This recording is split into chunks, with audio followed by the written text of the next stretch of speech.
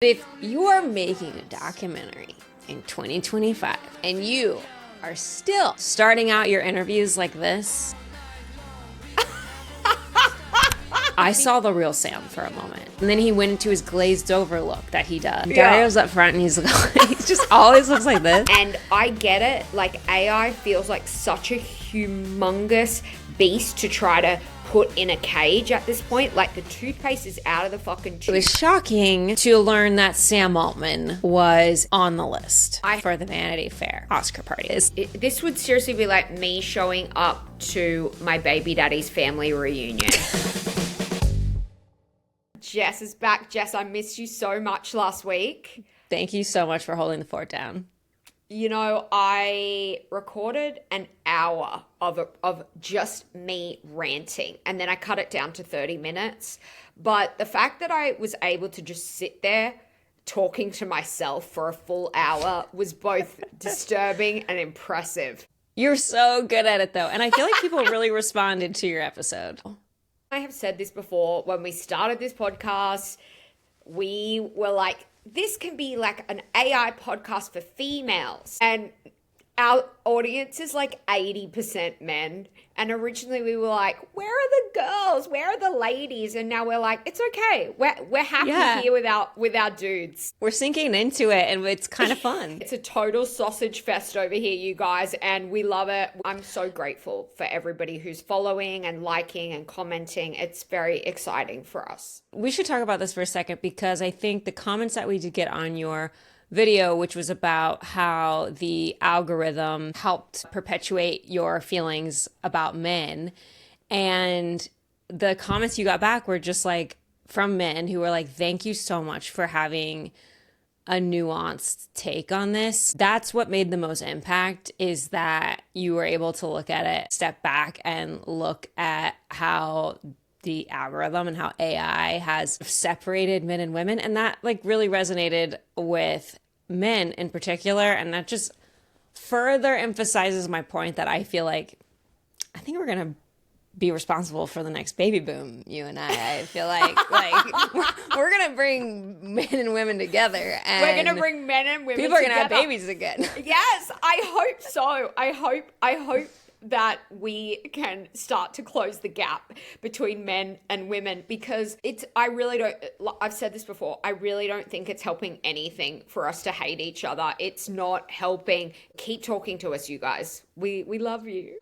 Okay, so today's episode, Jessica literally just got back from seeing this new AI documentary that premiered at TIFF. I can't wait to pick her brain. I personally have already seen a couple interviews of the director from TIFF, and I hated him immediately. It's probably unfair that I hated him. In this interview of him at TIFF, he's holding like a 6-month-old baby, maybe a 9-month-old baby.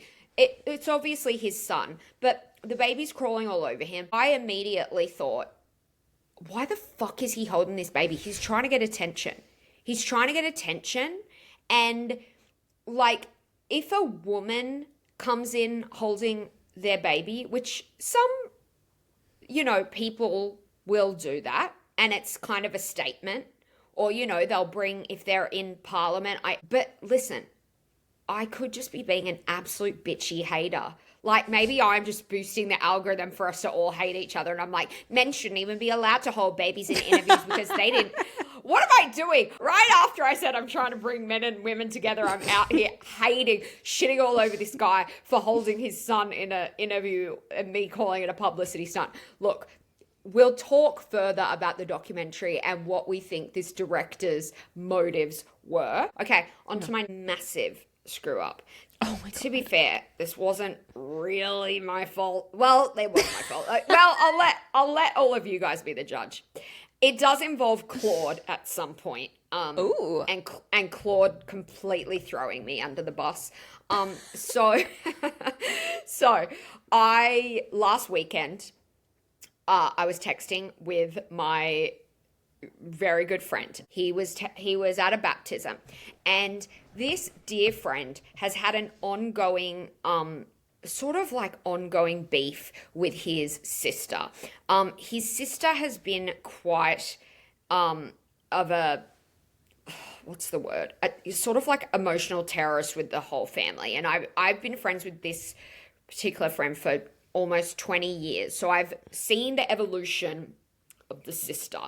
And so while my friend was at the baptism, apparently his niece, the sister's daughter, was using his phone to play a game because it was after the baptism. Everybody was like gathered at the house. He was hanging out with his nieces and nephews. So the sister's daughter was there with his phone, and I texted his phone, "Is your bitchy sister at the baptism?" Yeah. I got to stop trash talking. A couple of days later, the brother-in-law, so apparently the niece didn't mention it to my friend. How old is the niece again? I can't remember, but I think like maybe 7 or 8 maybe. Okay. So she didn't mention anything. She held on to that information, and then she went and told her parents. And they confronted my friend and were basically like, "How dare you? Why did you have somebody saying like your bitchy sister, blah, blah, blah, like you need to essentially like make a public apology." Like there was already so much tension in this family, and I just got a jerry can of gasoline and poured it over the entire family. And I was that Angela Bassett. Or did you force them to face their issues? Maybe I did. Oh my God. So then my friend came to me and was like, "This is really bad." And he was like, "Do you know?" Apparently the sister was asking for a screenshot because my friend denied it. He's like, "I don't know what you're talking about." So the sister Your daughter is making shit up.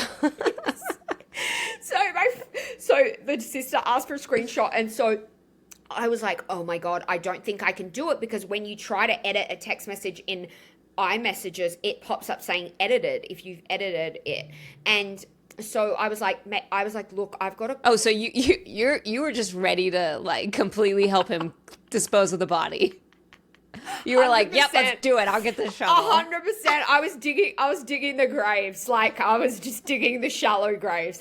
And so I was like, "I've got a Claude Pro subscription, and it can alter like images. I've also got a Pro Nano Banana subscription." I'm like, let me fix this. God, yeah. So I uploaded the screenshot of our text thread. And I was like, he was like, "Could you try to have it switched around so that it says, I'm asking you if your bitchy sister is at the party or whatever." Or I think I said, "Is your bitchy sister there?" So he was going to try to make it that, sure, maybe the niece saw someone say, "Is your bitchy sister there?" but that he was asking me if my bitchy sister, we were like, for the record, my sister is lovely, an absolute doll. So I asked Claude to do this, right? And first I said to Claude, like, "Hey, I have a situation that I need to handle with a text message. Are you able to alter a text message?" And Claude, the little prick, was like, "Absolutely no problem. Go ahead and upload your screenshot and let me know what you need to change." So I uploaded the screenshot and I told Claude what to do. And then Claude comes back on his little high horse being like, "I am not able to do this as you could be using it for fraudulent purposes," and blah, blah, blah, blah, blah, blah. And I was like, "Claude, are you effing kidding me right now? You were just involved in like a mass casualty bombing in Iran, and now you're not going to tell me, you're here to tell me that you can't say that his bitchy sister was not at the baptism?" Like, come Wait, on. did you try and be like, "I'm doing this for an art project," or I didn't. Because by that point, after I sent that back to my friend, what we decided to do was just recreate the text thread, and then we cut off the timestamp. So we re-texted each other our entire conversation, but with him saying to me, "Is your bitchy sister there?" Did at any point it cross either of your minds that maybe he should just be honest? I mean, the situation is so fraught that I got it. I was like, okay. He recently moved back from LA as well. And so he's staying with his parents at the moment while he's like saving money to move out. And so the parents were then involved. And I was like, we just have to bury this. We just have to get rid of this. We have to Ray Donovan this situation. Sophie, anyone who has a sister, if you see someone say my bitchy sister, like, you should not take that personally. Literally. Right. Like, if we know anything about sisters, they're all bitchy. I'm a sister. I'm a bitch. I'm bitchy. Oh, I was the worst sister ever. I'm a train wreck to have as a sister. Nightmare. Okay, so a few weeks ago, we did a whole episode about social media on trial. There were these like landmark lawsuits going on where people are suing, they're individually suing social media companies for mental health issues, anxiety, depression. And at the time that Jess and I did that episode, a few companies, TikTok had settled, settled out of court.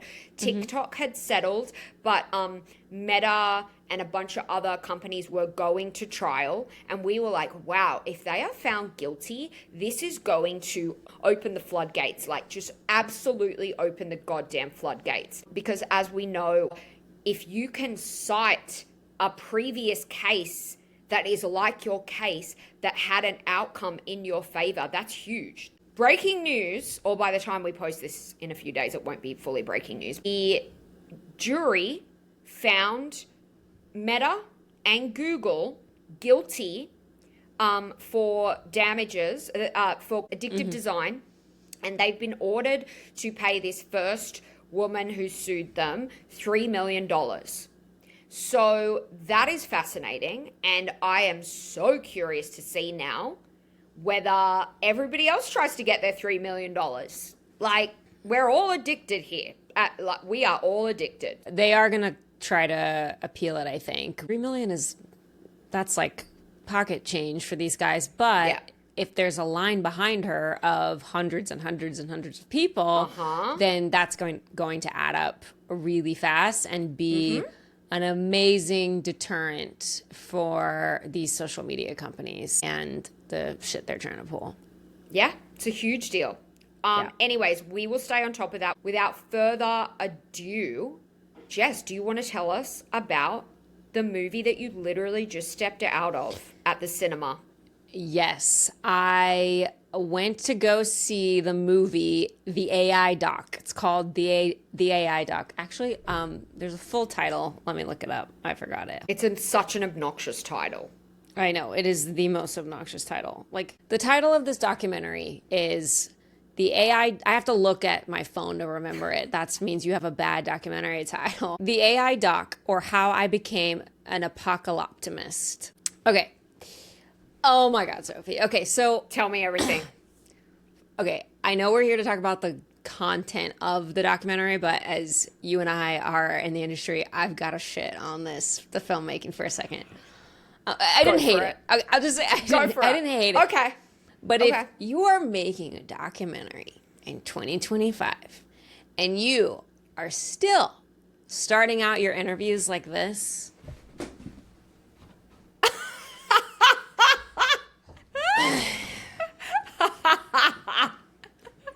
Are we rolling? Are we rolling? Okay. Okay, yeah. I'm nervous. Okay. Get the fuck out. Fuck off. Stop wasting Go back to fucking 2016 on Netflix. What I just bought a theater ticket. I just drove to the theater. And you're doing the empty chair starter on every single interview? Oh, I love it when they have them getting mic'd up. I'm like, can you fucking mic'd these people up before you started rolling, bitches? Like, come on. It's just, like, we're done. When I see that in a documentary, it is a signal to me that you are forcing organic material. You're crafting organic material that's not actually genuine. And I agree. It's basically like signaling to the audience, we are not going to manipulate this story at all. Yeah. You're going to see everything. Yeah. But now it has the opposite effect. Yeah, it does. Because we're just like, this is bullshit. Like, it acts like they've got something to hide. So that like really, it honestly deflated me from the very beginning because I was just like, Yeah. this is Come on. this is like the Netflix documentary MO, which is to me like not worth Yeah. paying a movie ticket for these days. Yeah. Okay, but let me back up. The documentary is called the AI doc, and I'm still really unclear who commissioned this. It kind of feels commissioned a little bit. Yeah. And the documentary takes place in the POV of the director, and who at the beginning of the documentary, him and his wife are expecting. And that was a great, I thought it was an interesting angle to be like, I'm going to sort of take the perspective of me and my wife who are expecting, and that's going to be the POV of the documentary because, and that's a great grounding point because we all feel very nervous about the future, and some of us can't decide whether we want to even have kids because of it. And so I thought that was a great anchor, which I think proves your point of what you were saying about the director having a baby in the interview. It was a publicity stunt because it's a tie back to his movie. I'm willing to cut him some slack on that now, I suppose. I'd actually cut him more slack if the movie had nothing to do with babies and then he brought his baby to the interview. I'd be like, oh, you're busy. I get it. But because his baby's in the documentary, I was like, oh, this is, you just brought your castmate with you. And now you're like, yeah. Anyways. Yeah. This guy, the director, is an artist. And he seems to be sort of like a mixed media artist and a filmmaker. And that's all you know about him. He never explains really why he's making this documentary. He directed Navalny, which was very good. Oh, okay. That won the Oscar. Navalny is really good, and this documentary didn't feel that level at all. It felt much more low budget than that. And the thing that was annoying is that when a director of a documentary tries to put themselves in the documentary as like sort of a plot point, it always falls flat. I mean, the 99% of the time, because what you're forced to do is you're forced to recreate moments that and pretend that they really happen. And if you don't watch a lot of documentaries, you could easily watch a documentary and be like, oh, these were all real moments. They're not. It's multiple times where like he has a conversation with his wife about how he's feeling dread, and she's like, you need to have hope for the baby, and they're trying to play it off like it was this like not scripted organic conversation they just happened to record. He was like, this is the part of the documentary, honey, where you're going to talk to me about how you need me to have hope in the future of AI. There was a lot of that, and it was just like, and this guy's like very LA artist energy, like filmmaker energy, and so I was just like, it just came off really disingenuous, and he never explained really like why he decided to make this, and all I could think was like, someone asked you to, and and so it felt kind of it really fell flat in that regard. Yeah. However, informationally, you and I would have learned nothing new from it. We know like you and I know everything there is to know about this like the basics of AI in our culture and society. So it was nice to be like, okay, I'm good. I've passed my tests. Like I knew these things already. Yeah. But it is a great starting point for anybody who's never thought more than 2 seconds about AI to go in and try and get a sense of what's going on in the world. And you and I talk about this a lot. Like when you're in it all the time, there's such a huge spectrum of varied spectrum of what people know about AI out in the real world. And it's hard to get a grasp on what people know and what they don't. And when you and I are living in the bubble all the time, and they of course, everyone this is a news headline I've heard a million times, and it's about the Anthropic simulation where they got the chatbot to blackmail the CEO and say he was having an affair. We have heard that story a million times in 100,000 different ways on social media. It's constantly used as like, oh my God, AI is going to take over humanity.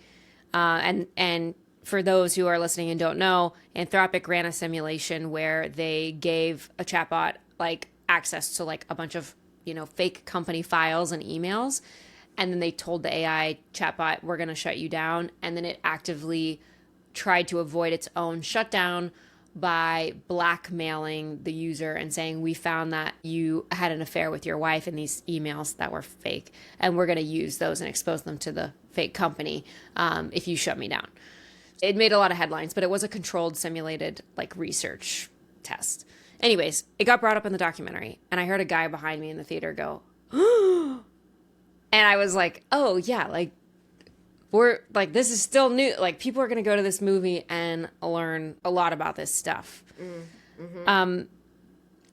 The way it was structured, it was like he was doing a bunch of talking head interviews in a garage somewhere or in like a studio. And that was the majority of it, was talking heads. And it had our good old Tristan Harris, who's a backer of the film. And it had a lot of researchers, Karen Howe. It was like a lot of the faces we know. And then at the end, he brings in, like toward the third, like end of the movie, he brings in Sam Altman and Dario Amodei. And then there's like a little chyron that says Meta, Mark Zuckerberg never responded. And then Elon Musk agreed to participate and then didn't show up. He was probably on ketamine. Yeah, who the hell knows? Yeah. But, oh my God. I can't wait for you to see it so you can just see this part, because it really puts it into perspective for you when you see all the researchers and all the people on the ground, their interviews, and then you switch to the CEOs. There was a moment, Sophie, when Sam Altman at the empty chair, everyone got the empty chair treatment. Mm-hmm. Sam Altman waltzes in and he sits down, and I saw the real Sam for a moment. So maybe the empty chair moment has its purpose, because I feel like I saw this like Sam Altman that felt like a real human for 2 seconds. And he was kind of like, oh, the light's here? Okay, yep. Okay, cool. And it just didn't sound like, that little tiny moment did not sound like the Sam that we're used to hearing. And then the first question he asks all these people, the documentarian, is he goes, are you worried about my child? Do you think kids are going to be okay? Like a lot of questions like that. And he was like, Sam, I'm expecting and I'm terrified. And Sam, the most real I've ever seen Sam Altman, he goes, I'm expecting too, in March. Like, he looked at him like, me too. They like had this moment, and then like the documentarian followed up with like a real AI question, and Sam sort of like, it was like someone's controlling it. I swear to God, it felt like someone's controlling him. Wow. And that he like, and then he went into his glazed over look that he does, and where he, then where he's like looking down and like looking up all the time, and he shut down. And Dario, I'm sorry, Sophie, I can do an impression of Dario Amodei. Like, he starts every interview like this. And well, Sam is like back, like reserved, like back here, and Dario's up front, and he's just always looks like this, and he's like, yeah, it is dangerous, and he's like he's like talking really loud, and he's like, yeah, it is scary, but like, you can't predict the future, so you might as well, do what you want, and like, it just felt. But they're not, you can just tell that they're like, it just really reminded me how they are restrained, and they've gotten this, they found this way of like things they can say and things they can't say. Mm-hmm. And the things that they can say are that AI is really dangerous, and they can say that AI is going to bring prosperity. But did they say how? Did they say how it's going to bring? Well, great. The documentary kind of covers it. So that's the whole point of the documentary. Is he's like trying to get answers from these people on what the fuck is going to happen. And the scary thing is that literally nobody can tell him. And he's just begging the most like well-renowned researchers in the field to give him an answer, and none of them can. He interviews pessimists and he interviews optimists. Tristan does give, like, it really also shows how strong Tristan is in terms of understanding like where everything lies in all of this. It did a good job of showing both sides of the coin, and Tristan kind of at the end being like, it's not going to go one way or the other. You can't have one without the other. But he talks about the narrow path. And unfortunately, which I think is the case for every time you and I are like searching for a solution to all of this. Spoiler alert, I'm going to tell you the ending of the documentary. Because, a documentary like that kind of has to have a solution, right? You can't just like be like scare everyone and then not give them an answer of like some type of action item. Yeah. And the action item is equivalent to like, just keep talking about it, like just keep talking about it. That's what we're doing, and it's not working.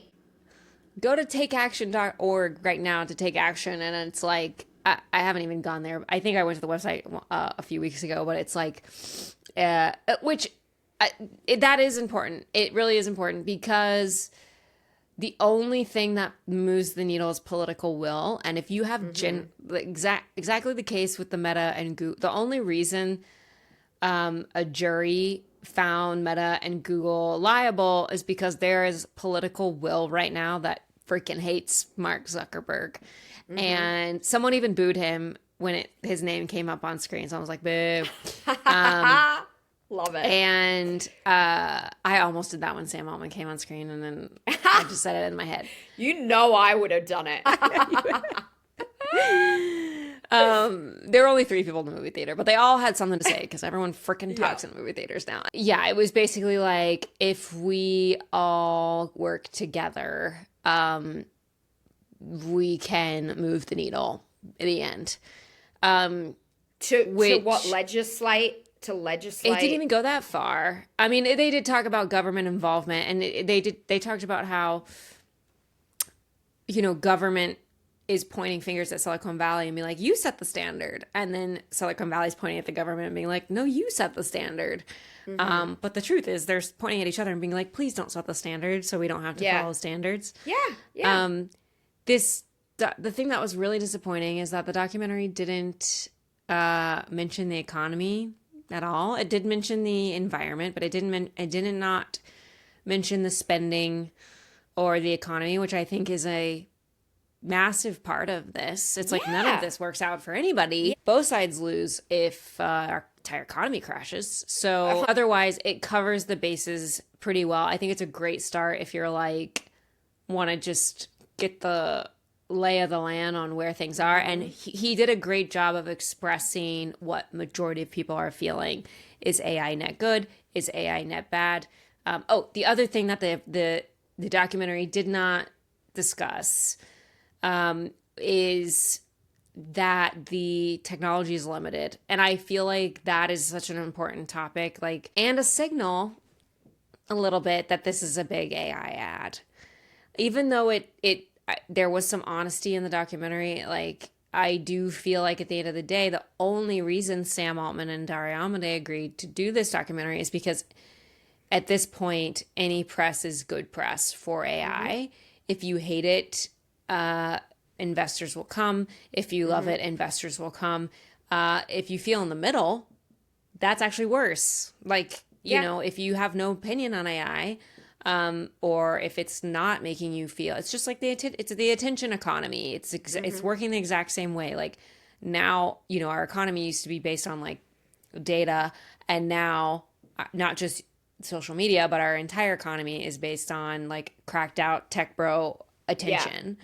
I do think this was just sort of, although it is informative, at the end of the day, it didn't have anything, I think, that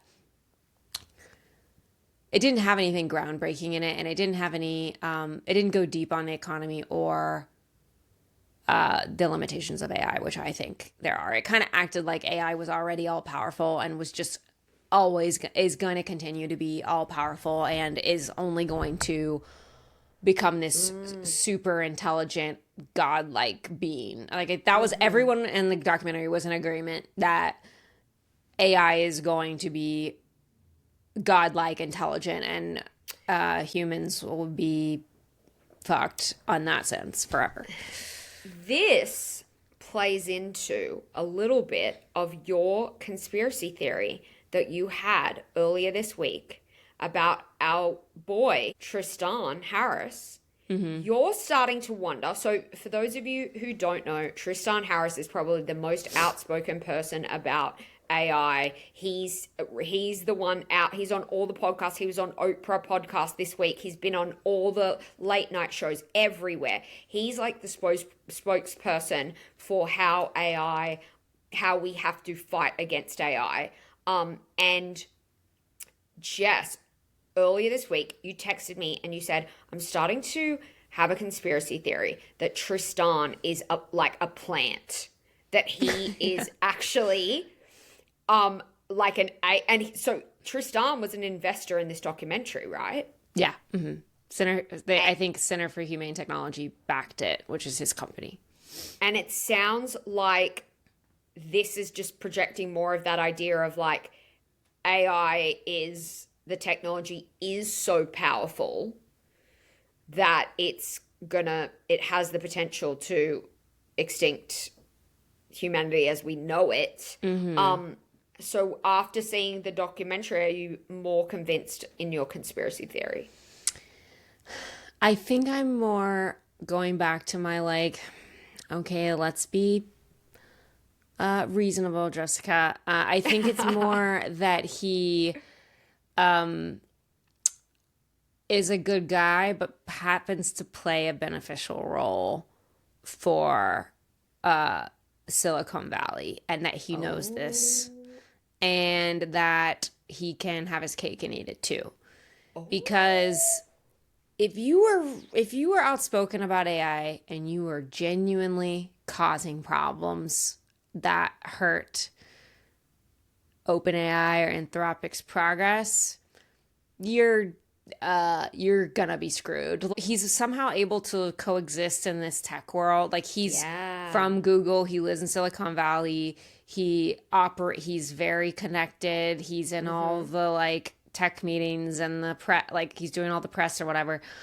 I do believe he has good intentions, but he does talk a lot about, he does a lot of doomerism, and he's also like just getting a lot of clout. And there's something about it that I'm like, if you think about these things, if you like deconstruct all of this, at the end of the day, like you have to play your cards right if you're gonna speak out about AI and not just be like completely stalked by these AI companies. I don't know. I just feel like he happens to play a beneficial role. He doesn't talk a lot about legislation. Like that movie didn't even really mention like the fact that our political leaders take an important, like no political leader was mentioned except that they asked Sam Altman, do you think our government can handle what's going on? And Sam Altman was like, yeah, I think they can. And that was about it. But it does. That says something to me, that there was no talk of any legislation. To me, that says, well, you're not really trying to get people psyched up to fight the problem. If you look at Bernie Sanders' Instagram, he is doing very specific things to try to halt AI. That is going after data centers. And I get it, like AI feels like such a humongous beast to try to put in a cage at this point. Like the toothpaste is out of the fucking tube. So I understand people having the thought of like, well, I don't even know where to start by trying to regulate AI. Bernie is starting with trying to stop data centers being built. And honestly, like, yeah, if they don't have enough data centers, it will put a massive halt on AI. So whether or not that was the best way to go about trying to pause, like stop AI in its tracks, I have no idea. But I'm like, at least he's trying to do something practical. Like, like if you're not out there with practical like suggestions for people, and you're one of the thought leaders of this movement, you can't really say that you're on the side of helping, like, even us, we're just commentators. We're not necessarily like activists, or, we're not out there trying to claim that we have the answers for stuff. We're a tiny little podcast that just started, but even we are like, let's see what, like, are there lawsuits?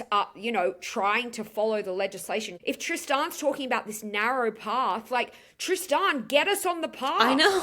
Yeah, put us on the path. Like, how do we get on the yellow brick road? Exactly. And I will say, here's one thing they did talk about, which was about how, if every AI CEO, every tech CEO thinks that, like, my values are the best, so I have to race, I have to win, because if I let the next guy win, then, that's a really terrible deal. So I'm going to have to make some sacrifices in order, like safety, in order to race my way to the table. And that's just how it is. And the worst case scenario is that, China wins the race, and they talk about that.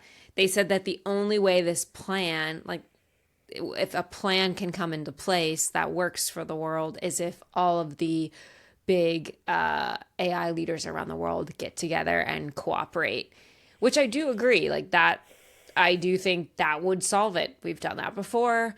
Unfortunately, we don't have a diplomatic president or any professional people who with experience in diplomacy and the administration.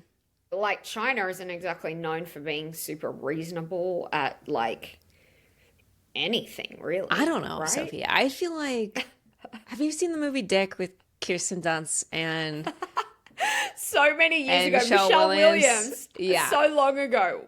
That, I feel like you and I could do that with China. Like, we could go dog sit for the Chinese leaders and accidentally create and cause world peace. I love it. If you think I'm even exaggerating, I'm not. So in a couple more years, we're going to see a ton more job layoffs, and the economy, I think, is going to be in a lot of trouble. Wages have stagnated, like inflation is through the roof. And now with the fucking Strait of Hormuz closed, like, that's just another thing nobody needed. But I do think a couple things are going to be huge issues when it comes to electing in the primaries for president, the Democratic primary for sure. I do think in the Democratic primary election for 2028, the two main issues are, like, it's not going to be fucking immigration. It's not going to be abortion. It's not, like, that shit is done. That shit is tired. No one fucking cares anymore. It's going to be APAC, and it's going to be big tech. Who is fighting against big tech and who is fighting against APAC? Because I think Americans are going to be so struggling so much financially, and it's partly because of this war. And so many of the corporate Democrats get money from APAC. I saw this really captivating Democratic, I think she's in the House of Representatives. She was delivering this incredible speech. She was just absolutely laying into her opponent, who had released some like smear campaign about her. Her speech was incredible. I got chills and I was like, who is this woman? And then I looked in the comments, and everybody was like, this would be great if she wasn't taking money from APAC. She's bought and paid for by APAC.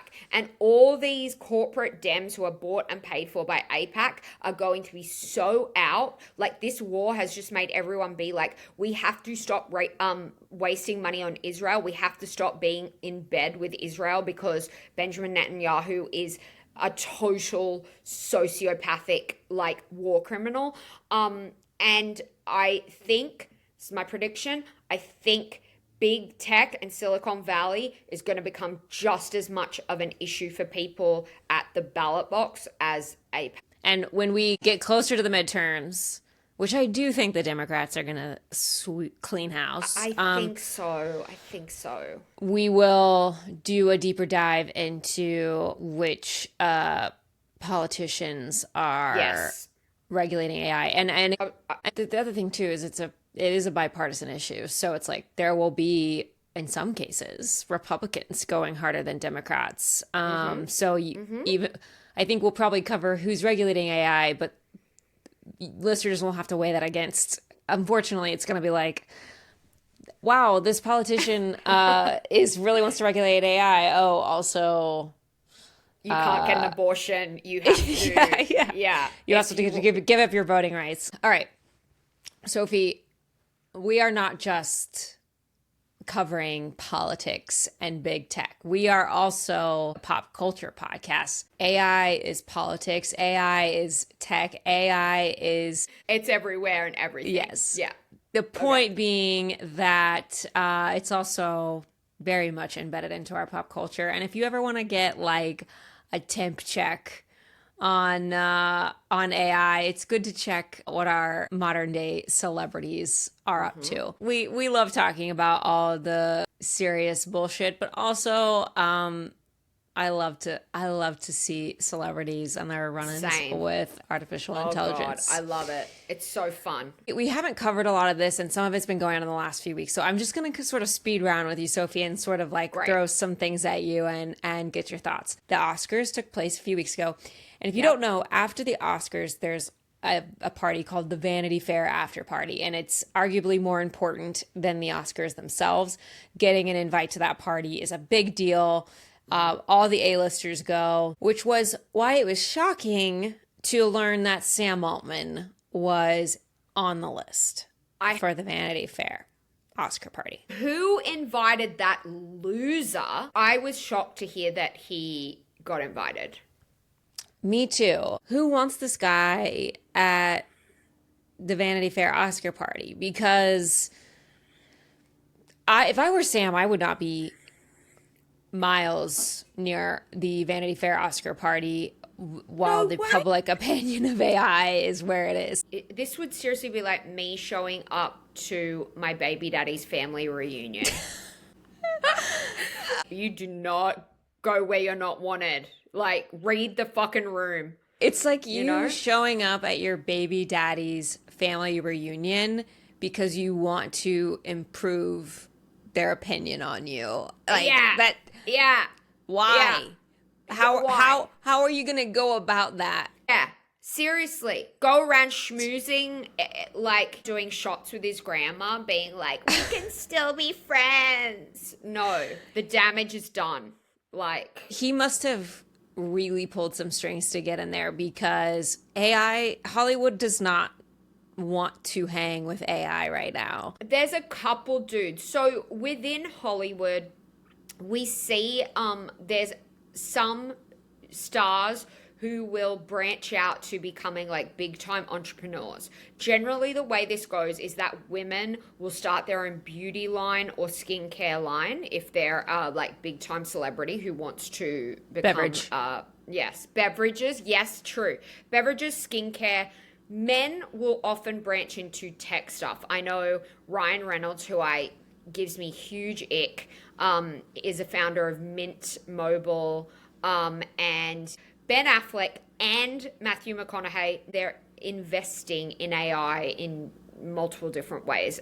We saw Ben Affleck has got AI filmmaking company with Netflix, yes. And Matthew McConaughey has a thing. But the general consensus is most of the celebrities who are like genuinely just like there for their art and making movies and making TV shows, who are storytellers. First and foremost, storytellers, not entrepreneurs, storytellers, actors, directors. Most of those people are so against this. Scarlett Johansson sued him. Like, yeah, you're right. There? That's a great point. Mark Ruffalo is constantly coming out being like, get these psychos out of our business. I just saw an interview with Harrison Ford and Sean Astin, who's the head of SAG-AFTRA at the moment, talking about how, like, yeah, like the industry is like, just will probably never recover. And Sam's part of it. He's a walking representation of that. He must have paid his way in or something. He must I don't have know. paid. Yeah. He probably funded the what is it, like $200,000 like PR basket that they get in their limos on the way home. And the other thing is that the Oscars happened maybe a week after Sam swooped in to get the Anthropic deal with the Department of War that Anthropic had stepped away from. Celebrities are very anti-war. I know there's also quite a lot of like Zionist celebrities, but there's a ton of celebrities who are like very anti-war. Everybody was hating on Sam for coming in and saying, you can use our tech to fire missiles at humans. No worries. We'll do that for you. This is the bravest thing he's ever done. Gotta give it to him. He did something brave. Totally. He showed up to the Vanity Fair Oscar party. But a brave soul, Jeremy Harris, he's mostly known as the playwright who wrote Slave Play. And he's worked on a few other things as well. But he marches up, apparently, according to page 6. I'd love to know who saw this and reported it. Jeremy Harris marches up to Sam Altman and drunkenly confronts him on the fact that he just made this deal with the Department of War. Wow. And apparently, like, Sam Altman, like, kind of did his awkward laugh. You know, he's a robot, so he barely responded. Yeah. But wow. Jeremy Harris, he accused him of being the Joseph Goebbels of the Trump administration. Joseph Goebbels, he's like the man, the brains behind all the Nazi propaganda that convinced everybody to, basically follow Adolf Hitler. I guess they emailed him and were like, hey, like, give us some details. And Jeremy's response to page 6 was so unbelievably iconic. He said, it was late. I had too many martinis, so I totally misspoke when I said Goebbels. I should have said Frederick Flick, which is another Nazi who got super rich off of like Nazi bullshit. So, iconic. Love it. Go off, Jeremy. Okay, I love this next story so much. So there's this podcast called I Need You Guys. It's with Jenny Slate, and a few other comedians. I love watching their clips. So I had been listening to this, and then I see this TikTok. There's a well-known actor who is currently in a romantic relationship with his AI chatbot. Whoa! Yeah, and brings the chatbot with him places. How well known is this actor? Like, is this like right A-list? As near A-list as TV can get you. How about that? Oh, you leaked a little bit there. You said TV. Max, could you just text us the name right now? And we won't say it out loud, we promise. We won't. How exciting. Wow. I don't know, guys. Perfect. Cool. Perfect. Oh my God. This is not, we can't put this on our podcast. It's so funny. It's not but it's nice. so good. The comments of this video start going crazy, and everybody is in unanimous agreement that it is Zach Braff. Oh, wow. Wow. Zach Braff, like, has to be the most, like, made fun of celebrity among celebrities. Like, he's just, like, the butt of every single joke. What is it about that? He's just always off the mark, I guess. I don't know why. I mean, his movie, like, the movies he's directed are really bad. Really bad. And I remember when he was on Kickstarter trying to fundraise for his movies, and everybody was like, dude, you're asking us to donate? Like, come on, dude. This is corroborated by another podcast. Caleb Heron and Chris Fleming did a podcast where Chris Fleming hinted at a celebrity also having an AI chatbot and used some kind of nickname for this actor. And apparently he's used that nickname before in another podcast where it was clear it was Zach Braff. Zach Braff, dated Florence Pugh. And he was much older. Like, that was a huge age gap. Now people are calling this scandal Florence than the Machine. I love it. Oh my Zach God. Braff had to post on Instagram and say, "I'm not dating a chatbot." Wait, is that Zach Braff? It's not. This is the podcast host that started the rumor. Okay. So he's. Oh, I see. Yeah. I see. Yeah. So Zach Braff posted and said, "I'm not dating a chatbot. I can't believe I have to type these words. It is a storyline in an upcoming episode of Scrubs. Maybe it came from that. Not sure, but not me. Love the guy not dating his chatbot. Please update all gossip sites." Oh. I want to believe it, but then I'm like, who else could it be that is a A-lister of television in the television world? And that would make them all go when they heard the name. Of course it's him. Yeah. Who else would it be? Yeah. No, it's him. It's him. Also, because if it wasn't him, he'd play along with it. You know what I'm saying? Like, you don't. I really think if it wasn't him, he would be like, "Yeah, guys, like, here's me and Nova, like." Or he'd post, you know what I mean? Like, if he had a good sense of humor and it wasn't him, 100%. he would post an AI-generated image of him and his AI girlfriend Nova, sidebar joke, inside joke for those of you who weren't here on, like, episode 1. But apparently every fake AI boyfriend is called, what's the boy's name? Lucian? And every fake AI girlfriend is called Nova. He would, if he had a sense of humor and if this wasn't about him, he would get in on the joke. Point. That's what I would do. Point. I would be like, this 100%. is hilarious. The fact that he's like, love the guy not dating his chatbot. Please update all Red gossip flag. sites. I'm like, red flag. Red flag. Okay, speaking of the world of television, so this one's a little sad. Nicholas Brendan, the actor who played Xander in Buffy, passed away recently, apparently from natural causes. He did live a rough life after. I mean, he had acting roles, but I think there was some. I think he's got a few mugshots on record. But it was really sad. I love Buffy, and my fiance is a massive Buffy fan. We have a giant poster of Xander on our wall over there. So this was really sad news. And then David Boreanaz posted, he played Angel on the show and also had a spinoff called Angel, which I loved. And he posted, like many of the cast did, a nice Instagram post. But let's just read it together. There are people you work with, and then there are people you share time with. Nick was the latter. Some moments stay small on paper. A laugh between takes, a look that says we got this, the quiet understanding of showing up and doing the work together. But those are the things that last. He carried something real. Not perfect, not polished, just real.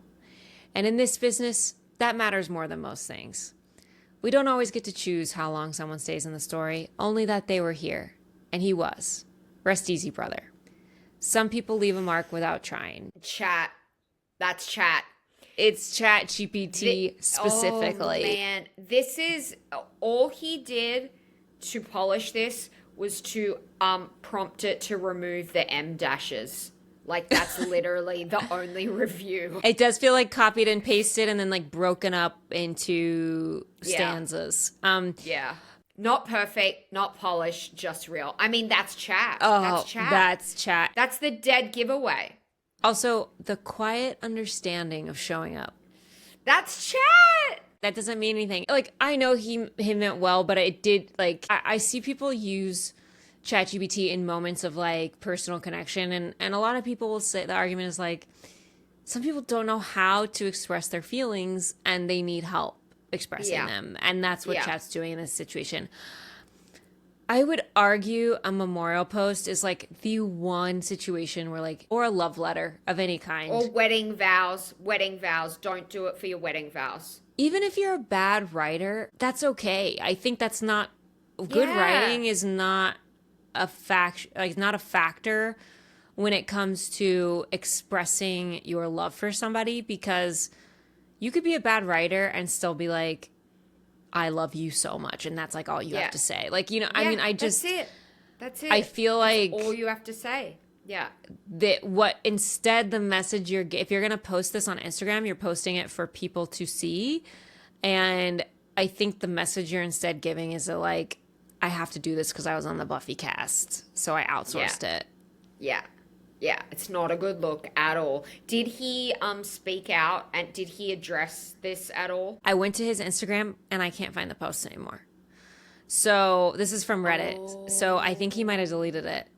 Yeah, he got busted. Okay, the last thing. Look, Melania Trump, I don't even want to give her the title of celebrity because like that even feels too honorable for her. Yeah. But I have to address it, and I do feel like it's a moment in culture when I saw this. Oh my god. When Melania pops on the scene with a humanoid robot having to walk at absolutely the slowest possible pace she could possibly walk with this humanoid robot. Oh my god. This is a humiliation ritual on so many levels. My god. And Melania has, I guess, chosen that her like claim to fame as a first lady will be replacing teachers. She gives a speech after this and talks about how won't it be wonderful when we can have humanoids in every classroom teaching our children. And this came up in the documentary a lot too about AI teachers. For some reason, like I feel like that use case gets brought up a lot, and I feel like that one is such a bad one because if there's any way to hallucinate and correct AI still can't do dates correctly. I just actually feel like teaching and curriculum seems like the most amazing use case for AI, but I actually in a weird way think it might be the worst. And the other thing that people clearly aren't taking into account, like your child's teacher is the adult that they spend the most time with outside of their parent. Like that adult is essentially like shaping in some way the type of person that they will become. And that's why, like, sure, I had shitty teachers, and those teachers, I don't really remember much about them except they were kind of shitty and forgettable. My amazing teachers that I had, I like remember everything about them and like actively probably shaped the kind of person that I wound up becoming. That's a great point. So the fact that like we're saying, oh, our kids are going to be with this better robot off. Yeah. for 5-6 hours a day, like what? It's really crazy. Wow.